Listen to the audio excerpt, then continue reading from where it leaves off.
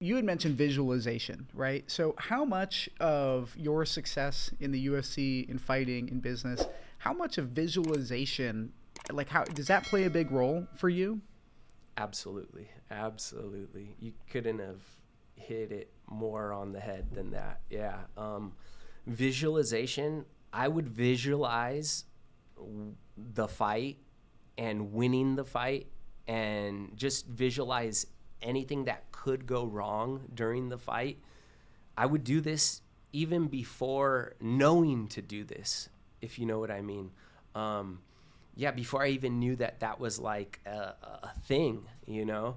I would visualize a lot, but just putting myself in bad scenarios, in difficult scenarios, which definitely Dean, Jocko, Raul, Greg, Toby Imada. Oh my God, that's another person who just helped me in my MMA career leaps and bounds. You know, he was just such a great training partner.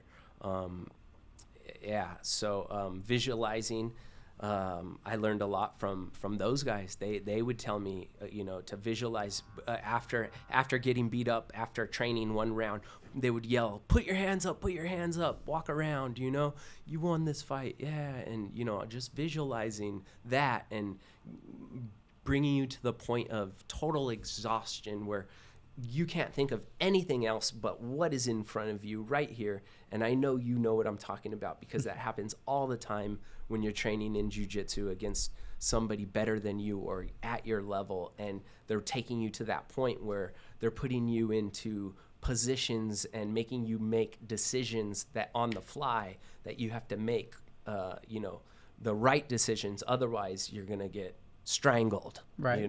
Right. Or your arm broken. So, yeah, visualizing is huge.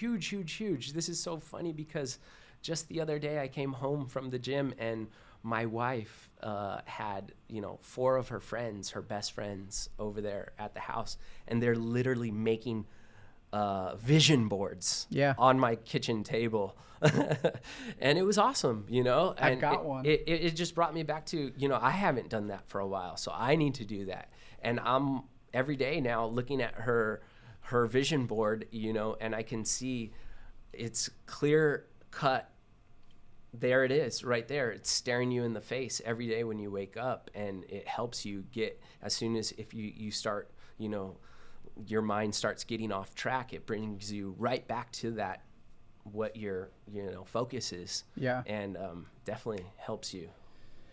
Yeah, I think the vision boards, people look at some of this visualization and the law of attraction and vision board, like they think it's magic. And, one day way back, they thought electricity was magic, right? So there's science that explains all of this. And I think it's the subconscious mind that people don't realize how much of an impact it has on the rest of your mind, and why training that, just like any other part of your whether you're a fighter, whether you're in business, I think training your subconscious is actually the most important thing because that impacts everything else.